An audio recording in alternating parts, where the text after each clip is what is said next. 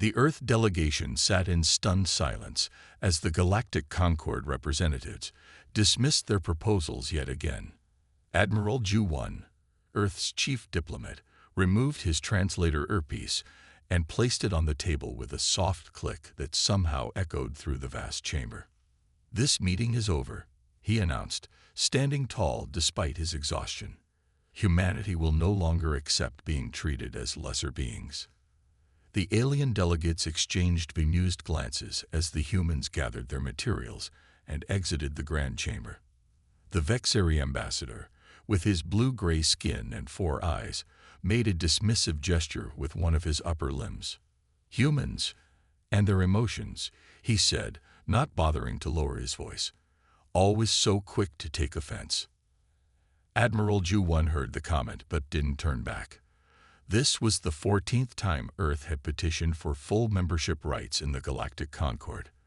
14 times they had been denied, or worse, patronized. His back straight, he led his team through the soaring crystal doors of the Concord Hall. Once outside, Commander Min approached him. "Sir, what now? We've exhausted all diplomatic channels." Ju-1 looked out at the gleaming spires of New Geneva, the diplomatic hub built specifically for interspecies negotiations.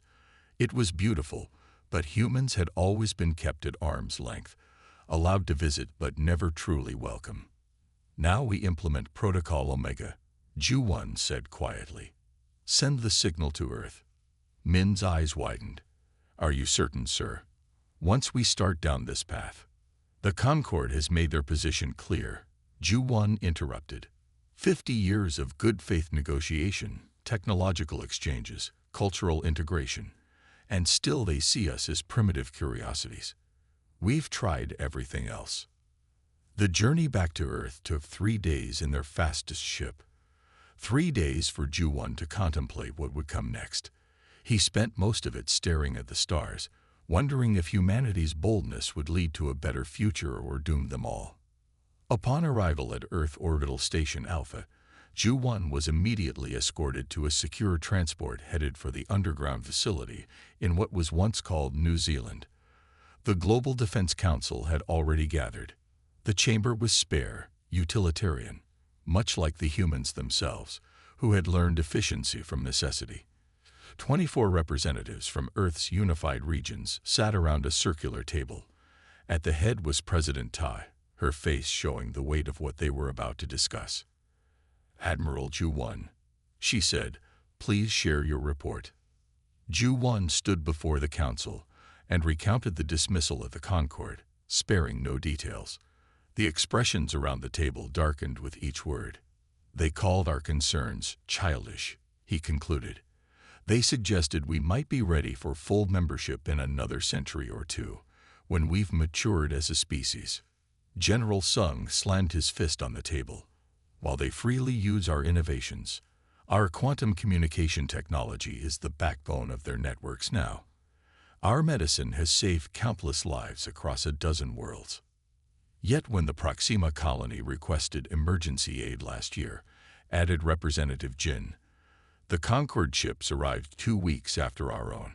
Despite being stationed closer, 14 colonists died waiting. President Tai raised her hand for silence. "We all know the pattern. The question is, are we prepared to change it?" She turned to a woman sitting quietly at the far end of the table. "Dr. Hana, is it ready?" Dr. Hana stood slowly. She was small in stature, but her presence commanded immediate attention.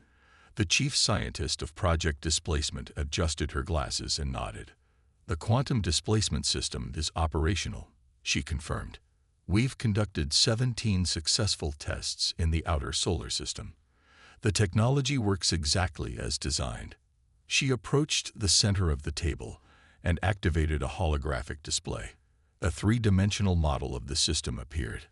A network of satellites equipped with devices that looked deceptively simple. "As you know," Dr. Hana explained, "the system exploits a fundamental weakness in spatial physics. Every object exists in multiple probabilistic states simultaneously. Our technology can shift this balance, essentially forcing matter to redistribute itself. The hologram showed a simulation of a small moon. When the system activated, the moon didn't explode as much as it simply changed. Its matter rearranged into a perfect ring of debris. The effect is instantaneous and cannot be blocked by any known shielding, Dr. Hana continued. We can calibrate it to affect anything from a small asteroid to an entire planet. The room fell silent as the implications sank in. And they have no idea we possess this? Asked Representative Jin. None, confirmed Dr. Hana. We developed it entirely in-house after the Concord denied us access to their advanced physics research. Ironically, our isolation forced us to find a completely different approach, one they never considered.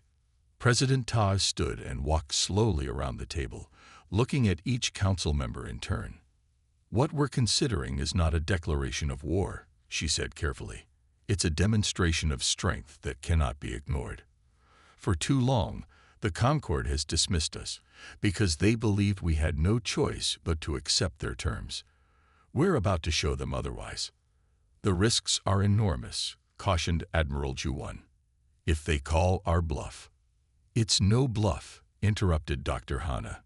That's the point. We can do exactly what we claim. But we won't, President Tai added firmly. That's what separates us from them. We have the power to destroy, but we choose a different path. We will demonstrate our capability on an uninhabited moon, far from any civilians. Then we will present our terms, equal treatment or complete isolation. General Sung leaned forward. And if they respond with force, then we activate the quantum beacons we've secretly placed throughout our territory, Dr. Hana replied. Any hostile ships entering our space will find themselves redistributed. President Tai returned to her seat and surveyed the council once more. This is not a decision I take lightly, she said. For 50 years, we've tried to earn our place through cooperation and contribution. We've been patient, reasonable, and fair. In return, we've been marginalized and exploited.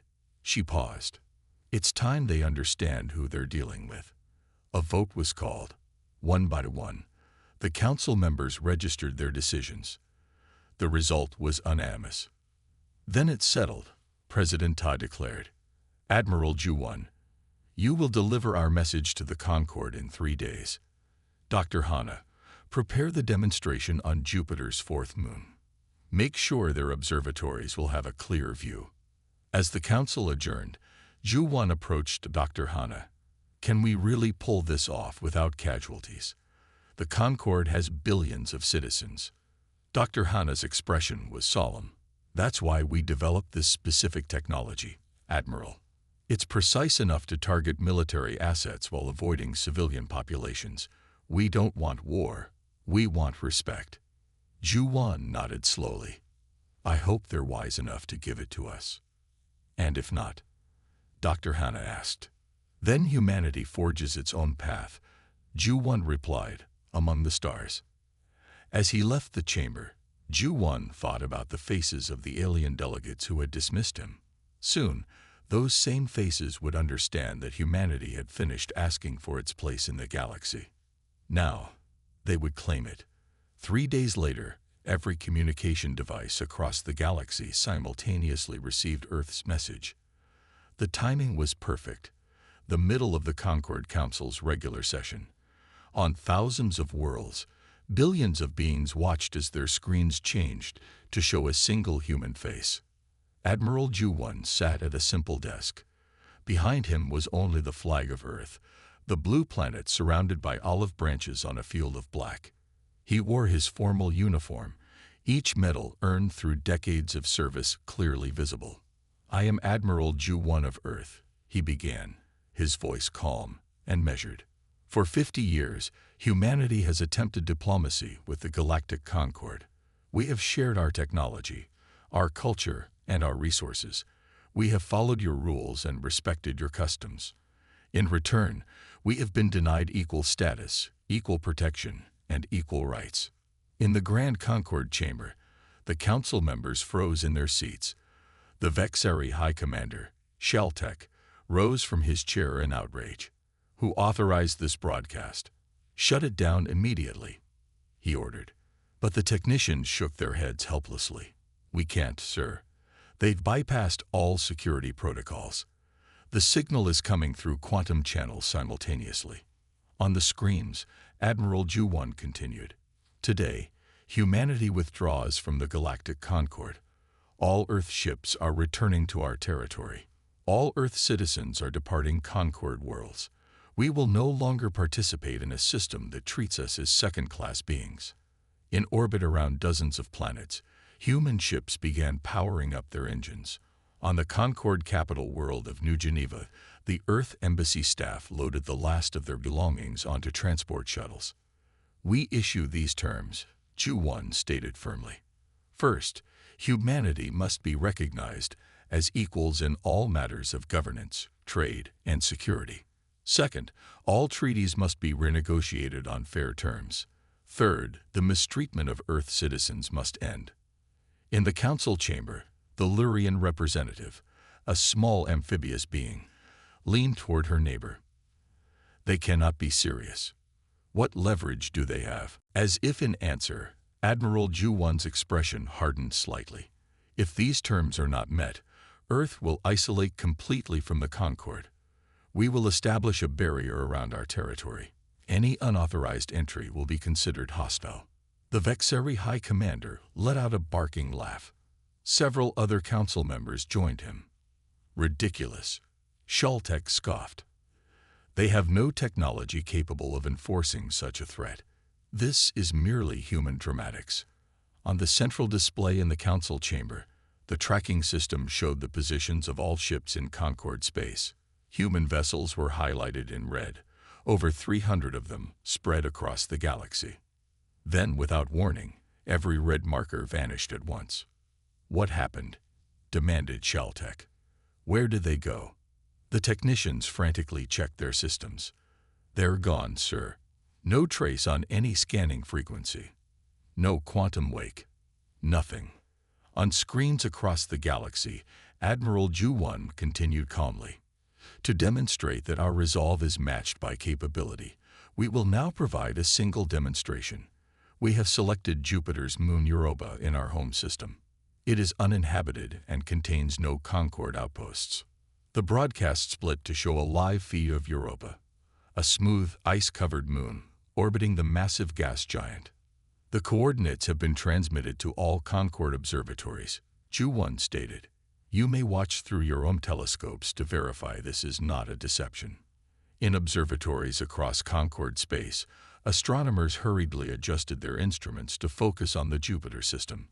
What they were about to witness would change galactic politics forever. On Earth, in the secure command center buried deep beneath what was once New Zealand, President Ta stood beside Dr. Hana. Between them was a simple console with a single red button. Are we certain about this? President Tai asked quietly. Dr. Hana nodded. The moon is uninhabited. The demonstration will be clear but controlled. President Tai took a deep breath. Proceed. Dr. Hana pressed the button. Across the galaxy, billions watched as Europa shifted. There was no explosion, no flash of light. The moon simply seemed to vibrate for a brief second, then began to change. Its matter reorganized, spreading outward in a perfect circle until the entire moon had transformed into a ring of debris surrounding Jupiter. In the Concord Council chamber, there was absolute silence. The Vexeri High Commander slowly sank back into his seat, all four of his eyes wide with shock. Impossible, whispered one of the elder council members. No species has mastered matter redistribution at that scale. On the screens, Admiral Ju-1's face returned. What you have witnessed is the quantum displacement system. It does not destroy matter. It simply rearranges it into a more entropic state. The technology can be calibrated to affect targets of any size. He leaned forward slightly. We choose not to use this on inhabited worlds, he stated simply. That is the difference between us. The implications hung in the air. Humanity possessed the power to reduce a planet to dust, and was choosing not to use it. You have 3 standard days to consider our terms, Admiral Ju-1 concluded. We await your response. The broadcast ended, leaving stunned silence across the galaxy. In the council chamber, chaos erupted. The Vexeri delegation demanded immediate military action. The Lurians called for negotiations. The Astori representatives were already drafting messages to their homeworld, warning of a fundamental shift in power. How did they develop this technology without our knowledge? Demanded Sheltec. We monitor all their research facilities. The Concord chief scientist, a tall, thin being named Nextor, shook his head. Not all of them, clearly. And we've consistently denied them access to our advanced physics research. They must have found a different path, one we never considered. On the edges of the chamber, the representatives of the smaller worlds exchanged meaningful glances. Many of them had experienced the same dismissive treatment humans complained about. Perhaps, suggested the Nevin ambassador cautiously, we should consider their terms. Sheltec slammed his fist down. Never. We do not negotiate with threats. Then what do you suggest? Asked the Lurian representative. They just turned a moon into dust without firing a single weapon.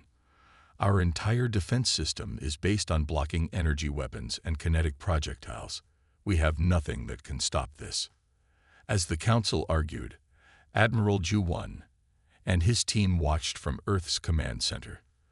The quantum communication system allowed them to monitor the Concorde's response in real time. They're dividing into factions, reported Commander Min. The dominant species are calling for military action, but the smaller worlds are pushing for negotiation. President Ta nodded, just as we predicted. The Concorde has never been as unified as they pretend. What if they do attack? Asked General Sung. Our quantum beacons can protect our immediate territory, but we can't cover all our people scattered across the galaxy. All Earth citizens received evacuation orders days ago, Admiral Ju-1 reminded him. The last transports are leaving now. Within hours, no humans will remain in Concorde jurisdiction. Dr. Hanna studied the incoming data streams. They're scanning the debris field of Europa, trying to understand the technology.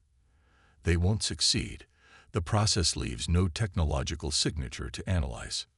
President Ta looked at the galaxy map, where thousands of human ships were returning to Earth space through secret jump points. For 50 years, humanity had played by the Concorde's rules. Now they had changed the game entirely. Now we wait, she said, and see if they're wise enough to choose peace. Admiral Ju-1 nodded. For their sake, I hope they are, because while we've chosen restraint today, we've also shown that humanity will no longer accept being ignored. Across the galaxy, the message was received clearly. Humanity had been pushed too far, and had revealed itself to be far more dangerous than anyone had suspected. The Concorde erupted into chaos. Emergency sessions were called across all major worlds as leaders struggled to understand what had just happened. Europa, a moon nearly 2,000 miles in diameter, had been transformed into a perfect ring of debris in seconds. The demonstration of power was unlike anything seen in the galaxy before. On the Vexeri homeworld of Vex Prime, the High Command gathered in their war chamber. The room was circular, with dark stone walls covered in battle maps and holographic displays showing troop movements across Concorde space. 12 Vexeri generals sat around a massive table, their blue-gray skin reflecting the dim light, all 4 of their eyes focused on the human threat. Supreme Commander Rel stood at the head of the table. How did they develop this technology undetected? Our intelligence network has observers in every major human research facility. The door to the chamber opened, and a small, elderly human man entered. Professor Kita walked slowly, leaning on a cane. He had lived on Vex Prime for 20 years as part of the cultural exchange program, teaching Vexeri students about Earth history. You requested my presence, Supreme Commander, Kita asked, bowing slightly. Professor, Rel acknowledged with a curt nod. Explain your species to us. How did humans hide this weapon from us? Professor Kita smiled faintly. You never truly looked. You saw what you expected to see. A young, emotional species stumbling into galactic society. He moved to the central display, which showed footage of Europa dissolving. May I? Rel gestured permission, and Kita activated the room's computer with practiced ease. Images of Earth appeared, its many wars, disasters, and struggles. Human history explains everything, Kita told the gathered Vexari. We evolved through constant conflict, not just with each other, but with our planet itself. Floods, earthquakes, diseases, climate shifts. We innovate fastest when threatened. The images shifted to show Earth's rapid technological development. 200 years ago, we traveled by horse. 100 years ago, we reached our own moon. Now we walk among the stars. All species advance, General Mox countered. Not like humans, Kite replied. Most species in the Concord evolved on stable worlds with predictable environments. Your development was steady, logical. Ours was desperate, driven by survival. He showed images of Earth's great wars. In our darkest hour, when atomic weapons threatened our existence, we didn't slow down, we accelerated. When you denied us access to advanced physics research, you didn't hinder us. You merely guaranteed we would find our own path. Supreme Commander Rel leaned forward. Are you saying the Concord's policies caused this? Keita shrugged. In a way. By treating humans as lesser beings, you created exactly the threatening environment under which we thrive. The quantum displacement technology is the direct result of human scientists working in isolation, free from Concord restrictions and oversight. The Vexari exchanged troubled glances. They had never considered that their dismissal of humans might actually empower them. Can this weapon be countered? General Mox asked. Professor Kite's face grew serious. I truly don't know. I'm a historian, not a physicist. But I can tell you this. If humans developed one breakthrough technology in secret, they likely have others. Meanwhile, across Concord space, a very different conversation was taking place. On the water world of Luria, Ambassador Du Hyun of Earth sat in a hidden meeting chamber beneath the capital city's central lake. Around him were representatives of 3 species, the amphibious Lurians, the crystalline Story, and the insectoid Nevin. The humans have changed everything, said Pelixa, the Lurian minister. Her gill membranes fluttered with excitement. For centuries, the Vexari and their allies have dominated the Concord. Our worlds have been exploited, our people treated as second-class citizens. Just like the humans, nodded Do-hyun. We share the same experience. The Astori representative, a being who resembled a walking prism, shimmered as she spoke. The Vexari control the Concord through military might. Now humans have revealed technology that makes their fleets obsolete. This is why we contacted you secretly, explained the Nevin delegate, his compound eyes reflecting the blue light of the underwater chamber. We believe this moment offers a chance for a more balanced galaxy. Do-hyun studied each of them carefully. He had been authorized to form preliminary alliances, but caution was essential. What exactly are you proposing? An alliance, Pelxa said simply. The Lurians, Astori, and Nevin wish to stand with Earth. Together, we represent nearly 30% of the Concord's population. The humans understand what it means to be underestimated, whispered Ambassador Pelixa. As do we all. Do-hyun considered this. Earth did not take this action to start a war or create divisions in the Concord. We want equality, not dominance. Precisely why we trust you. The Astori representative chimed in, her crystalline form refracting light across the chamber. The Vexari would have used such power to conquer. You used it for demonstration only and targeted an uninhabited moon. The Nevin delegate's antennae twitched. Our intelligence sources report the Vexari are already mobilizing their battle fleet. They will not negotiate. They will attempt to crush your world before others follow your example. Do-hyun's expression remained calm, but his mind raced.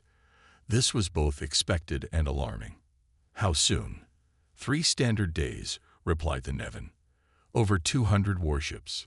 Do-hyun activated his secure communicator. I need to inform Earth immediately. This changes our timetable. As the ambassador sent his encrypted message, Peloksa moved closer. If war comes, where will your people deploy the quantum displacement weapon? The Vexari homeworld. Do-hyun looked shocked. We would never target a populated planet. That's not who we are. The three alien representatives exchanged glances, clearly surprised by this restraint. Then how will you defend yourselves against their fleet? Asked the Astori. Do-hyun's expression was grim but determined. There are ways to demonstrate power without mass destruction. You'll see soon enough. Back on Vex Prime, the High Command had made its decision.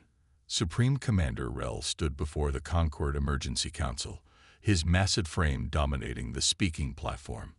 This human rebellion ends now, the Supreme Commander declared, his voice echoing through the chamber. The combined battle fleet of the Concord will depart for Earth within 1 day. We will secure this quantum technology and ensure it cannot threaten galactic stability. The Lurian representative rose from her seat. The humans have not attacked anyone. They demonstrated their technology on an uninhabited moon and presented terms for negotiation. Terms? Rel scoffed. They issued demands backed by the threat of planetary destruction. This cannot be tolerated from any species, let alone one as young and volatile as humans. The chamber erupted in heated debate. The smaller worlds argued for caution, while the Vexari's traditional allies supported military action. In orbit above Vex Prime, the battle fleet began to assemble. Massive dreadnoughts, sleek destroyers, and swarms of fighter craft formed into attack formations. It was the largest military force gathered in 50 years. On Earth, President Tai received the intelligence from Ambassador Do-hyun. The Global Defense Council reconvened immediately. The Vexari fleet will reach our system in 5 days, she informed them. 200 warships with enough firepower to reduce Earth's surface to ash. Admiral Ju-won remained calm. And into this trap they fly, believing their numbers give them strength. Dr. Hana activated a holographic display showing Earth and the surrounding space. Small points of light indicated the positions of quantum beacons secretly placed throughout the system. The network is ready, she confirmed. When their fleet arrives, they'll have a choice: retreat or face consequences. General Sung leaned forward. And the secondary plan. Dr. Hana touched her console, and the display expanded to show several key Concord trading hubs. The special operations teams have placed displacement disruptors at these locations. When activated, they'll temporarily disable all faster-than-light travel in those sectors. Not as dramatic as destroying a moon, Admiral Ju-won observed, but it will demonstrate our reach extends beyond our own system. President Tai studied the faces around the table. The Vexari believe they understand warfare because they've dominated through traditional military power for centuries. But they've never faced humans in actual conflict. And they've forgotten the most important lesson. Admiral Ju-won added quietly. True strength lies not in the weapon, but in the wisdom to know when not to use it. Across the galaxy, billions of beings waited anxiously. The next few days would determine whether the future brought a more equal concord or the first interstellar war in 300 years. The Vexari fleet arrived at the edge of the solar system 5 days after launching from their homeworld. 200 warships dropped out of faster-than-light travel in perfect formation, their weapons systems fully charged. Supreme Commander Rel stood on the bridge of the flagship Dominance, his 4 eyes scanning the tactical displays. Report, he ordered. No sign of human defenses, Commander, replied his second-in-command. Their orbital stations appear to be functioning normally, but there are no military vessels detected. Rel frowned. This wasn't what he expected. The humans had demonstrated technology powerful enough to transform a moon into dust. Where was their defense fleet? Could they be using stealth technology? He asked. His science officer shook her head. Our sensors are at maximum sensitivity. If they had ships here, we would detect them. Rel studied the holographic display of the solar system. Earth hummed there, blue and vulnerable, apparently undefended. It must be a trap, he decided. Proceed with caution. Send scout ships ahead. As the Vexari fleet moved slowly toward Earth, something unexpected was happening throughout Concord space. On the water world of Luria, crowds gathered in the floating cities to watch a broadcast from Earth. Similar scenes played out on dozens of planets where species who had long been treated as second-class citizens by the Concord lived. Admiral Ju-1 appeared on screens across the galaxy once more. This time, he stood in what appeared to be a simple laboratory. Behind him, teams of human scientists worked at various stations. "People of the galaxy," he began, "the Vexari fleet has entered our solar system with hostile intent. They believe they come to end a rebellion. They are wrong. This is not a rebellion. It is an awakening." The camera panned, showed technical diagrams and specifications flowing across large screens. "What you are seeing is the complete technical data for a planetary defense shield based on quantum displacement technology. We are broadcasting this information freely to all worlds, especially those who have suffered under Concord inequality." On the Astori homeworld, scientists stared in amazement as the technical specifications appeared on their screens. One of them, her crystalline form glittering with excitement, turned to her colleagues. "This is remarkable," she said. "The humans have created a defensive application of their technology. This shield could protect our entire planet from attack." On Niven Prime, the insectoid inhabitants were already mobilizing their engineering teams to implement the human designs. Their hive-mind approach to problem-solving meant they could analyze and construct the technology faster than most species. Admiral Ju-1 continued his broadcast. "We could have chosen destruction," he said solemnly. "Instead, we choose liberation. Any world that wishes to stand as equals may implement this technology. The Vexari weapons cannot penetrate these shields." In the Vexari flagship, Supreme Commander Rel watched the broadcast with growing anger. "They're sharing military technology with our subject worlds," he roared. "Accelerate our approach. We must stop this now." The Vexari fleet increased speed, moving deeper into the solar system. As they passed the orbit of Mars, sensors detected something unusual. "Commander, we're picking up strange energy readings," reported the science officer. "Small devices positioned throughout the system. Hundreds of them." Rel leaned forward. "What kind of devices?" "Unknown technology, but they appear similar to the energy signature we detected briefly before the moon Europa was transformed." A cold feeling spread through Rel's body. He was leading 200 ships filled with over 1 million Vexari soldiers directly into a trap. "Full stop," he ordered. "All ships hold position." Just then, his communications officer turned from her station. "Commander, we're receiving a direct transmission from Earth. It's for you specifically." Rel hesitated, then nodded. "Put it through." The screen activated to show President Ta sitting calmly at her desk. Beside her stood Admiral Ju-1. "Supreme Commander Rel," Ta greeted him. "I see you've noticed our quantum beacons." "What are you doing?" Rel demanded. "Sharing military technology across the galaxy will destabilize the entire Concord." "The Concord has been stable only for those at the top," Ta replied. "For the rest of us, it has been a system of exploitation. That ends today." She gestured, and a galactic map appeared beside her. 7 star systems were highlighted in green. "While your fleet was traveling here, we were busy elsewhere," she explained. "The Lurians, Astori, Nevin, Kolteri, Myth, Dresden, and Pellar have all declared independence from Concord rule. Each of their systems is now protected by quantum technology." Rel's face darkened with rage. "This is an act of war." "No," Admiral Ju-1 countered. "It is an act of self-determination. Look closely at our quantum beacons, Commander. They are not weapons. They are protection. If your fleet attempts to attack Earth or any of our allied worlds, the beacons will activate and reduce our ships to dust." Rel snarled. No, Ju-1 said, surprising the commander. They will simply disable your engines and weapon systems temporarily. No lives will be lost. We could have developed this technology as a weapon of mass destruction, but we chose a different path. President Tai leaned forward. That is the fundamental difference between us, Commander. You see power as a tool for domination. We see it as a responsibility. Across the galaxy, the effects of Earth's actions were spreading rapidly. The 7 worlds that had declared independence established an alliance called the Free Systems Cooperative. Other oppressed planets were in communication with Earth, requesting the defense technology and considering their own declarations of independence. The once mighty Concord was splintering as its foundation of inequality crumbled.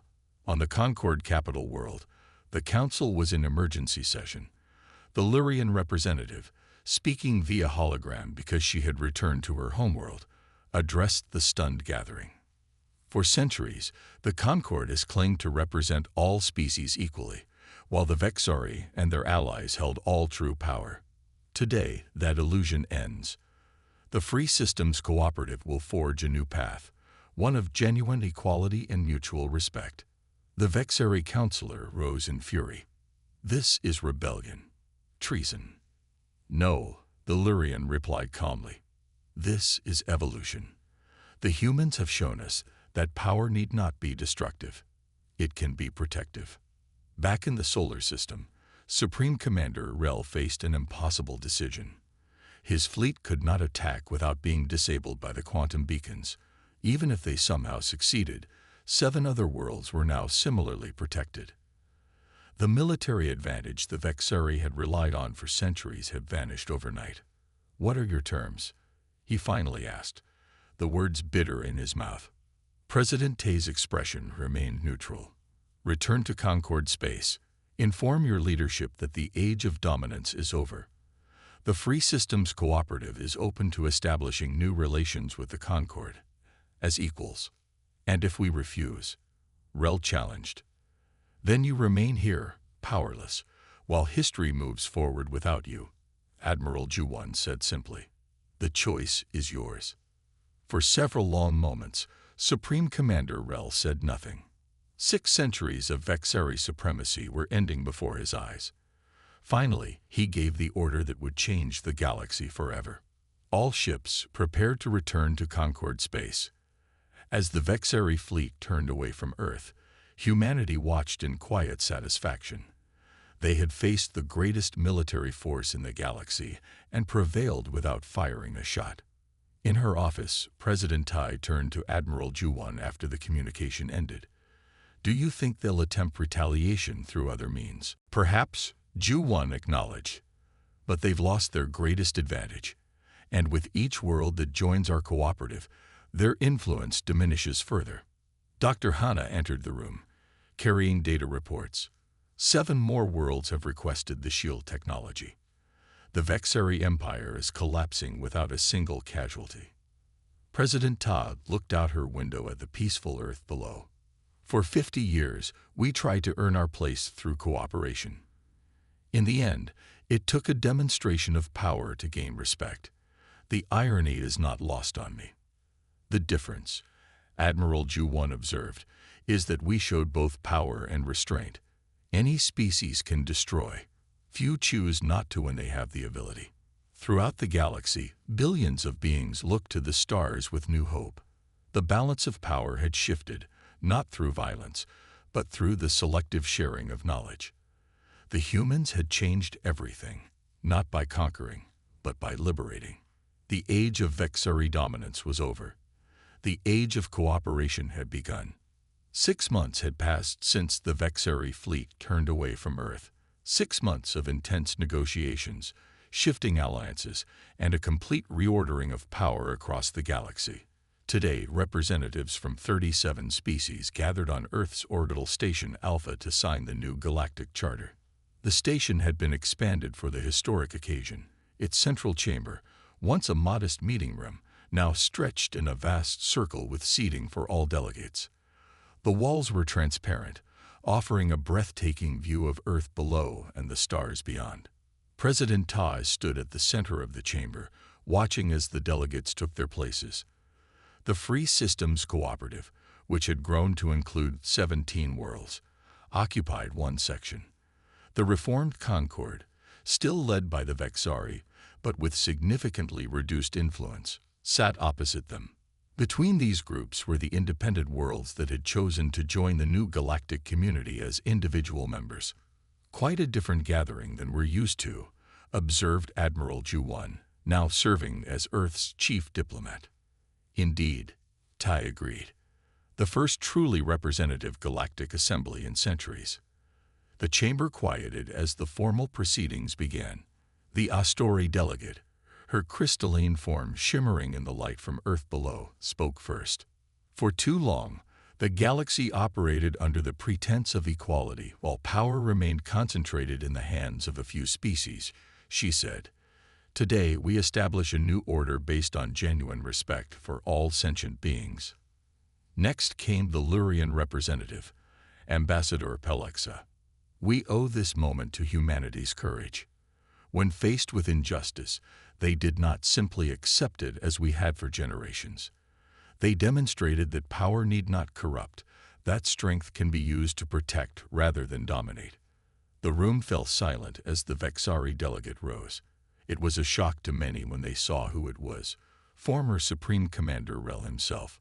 The military leader had been appointed as a diplomatic representative in the aftermath of the crisis, a sign of how dramatically Vexari society had been forced to change. 6 months ago, I led a fleet to subjugate Earth. Rel began, his deep voice carrying through the chamber. I believed, as my people have for centuries, that military might was the foundation of galactic order. He turned toward the human delegation. I was wrong. The humans showed us that true power lies not in destruction, but in innovation and restraint. For that lesson, painful though it was, the Vexari people are ultimately grateful. Murmurs spread through the chamber. No one had expected such humility from the former military commander. President Ta stepped forward to the central podium. Before her lay the new Galactic Charter, a document that had taken months of careful negotiation. Today we establish not just a new political reality, but a new philosophy for our shared future, she said. No longer will any species be considered inherently superior or inferior. No longer will technological advancement be hoarded by a few while others are left behind. From this day forward, we rise or fall together. She signed her name to the document, the first of many signatures to come. As each delegate approached to add their mark, there was a sense of witnessing history unfold. During a break in the ceremonies, Dr. Hannah found herself approached by a group of scientists from various worlds. They had been fascinated by the quantum displacement technology that had triggered this galactic transformation. "We've analyzed the shield designs you shared," said the Nevan scientist, his compound eyes reflecting the starlight. "Remarkable work, but we're curious about the original technology, the one that transformed Europa." Dr. Hannah glanced at President Tai, who gave a subtle nod of approval. The time for secrets had passed. Our quantum technology was powerful, Dr. Hannah admitted to the gathered scientists, but not as apocalyptic as we implied. It was a calculated risk to force change. "What do you mean?" asked the Astori researcher. Dr. Hannah smiled slightly. The Europa demonstration was real, but it required nearly 30% of Earth's total energy production for a single use. We could never have transformed a planet, as many feared. Perhaps a small asteroid, but nothing more. The scientists stared at her in shock. "You bluff the entire galaxy," the Colteri physicist whispered. "We showed what was possible," Dr. Hannah corrected. "The shields we shared, those are actually more practical and efficient. We chose to develop the protective application of the technology rather than the destructive one."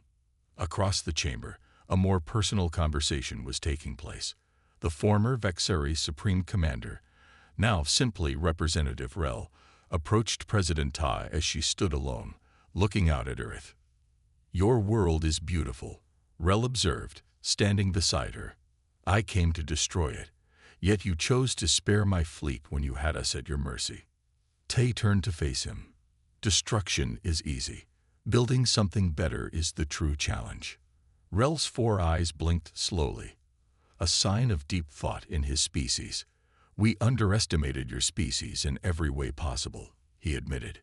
We saw your emotions as weakness, your diversity as division, your youth as ignorance. We were wrong on all counts. A common mistake, Tay replied with a small smile. One I trust won't be repeated.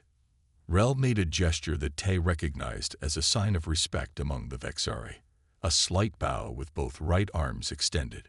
Never again, President Ta. My people are learning to see the galaxy through new eyes. Later that day, as the formal signing concluded, Admiral Ju-1 found himself standing next to Ambassador Du-Hyun of the Lurians. Together, they watched as delegates from former enemy species engaged in animated conversations. Did you ever imagine this outcome when you walked out of that meeting 6 months ago? Du-Hyun asked. Ju-1 shook his head. I hoped for respect. I never dreamed we would reshape the entire galactic order. Yet here we are. Du-Hyun gestured toward the massive holographic display showing the new galactic map. The old Concord territories were now a patchwork of independent systems, cooperative alliances, and the reduced but still significant Vexari sphere of influence. The quantum technology was the catalyst, Ju-1 said, but this change was already waiting to happen. Too many species had been silenced for too long. As the day's events concluded, President Ta stood with her most trusted advisors on the observation deck. Earth rotated slowly below them, peaceful and seemingly small against the vastness of space. What happens now? Asked General Sung, who had been skeptical of the peaceful approach from the beginning. Now comes the hard part, President Tay replied. Maintaining peace is always more challenging than winning a confrontation. Dr. Hana joined them, still energized from her discussions with alien scientists. We've already begun collaborative research projects with 12 worlds. The free exchange of knowledge will accelerate everyone's development. Admiral Ju-1 nodded in satisfaction. And our security concerns. The quantum shield network is expanding daily, Dr. Hana reported. Soon all allied worlds will be protected equally. As they spoke, the station slowly rotated, bringing the galaxy into view. Billions of stars, millions of worlds, a frontier that humanity had only begun to explore. We came to the stars hoping to find friends, President Ta said softly. Instead, we found a broken system that needed change. In forcing that change, we discovered our true place in the galaxy. As the new galactic charter was transmitted across the stars, humanity's philosophy of strength through unity became the foundation for a new era of genuine cooperation. The document began with words that would be studied by schoolchildren of all species for generations to come. We hold these truths to be universal, that all sentient beings are created equal. That diversity of form and thought is to be celebrated, not feared. That power carries responsibility. And that together we can achieve what none could accomplish alone. 6 months earlier, humans had been dismissed as emotional, unpredictable newcomers to galactic society. Now their vision shaped the future of thousands of worlds, not through conquest or domination, but through the courage to stand for principle and the wisdom to use power with restraint. As night fell on half of Earth, and new stars became visible in its sky, a new chapter in galactic history had begun. The age of inequality was over. The age of cooperation had dawned. And it had all started with humanity's simple insistence: we will be treated as equals, or we will find another way.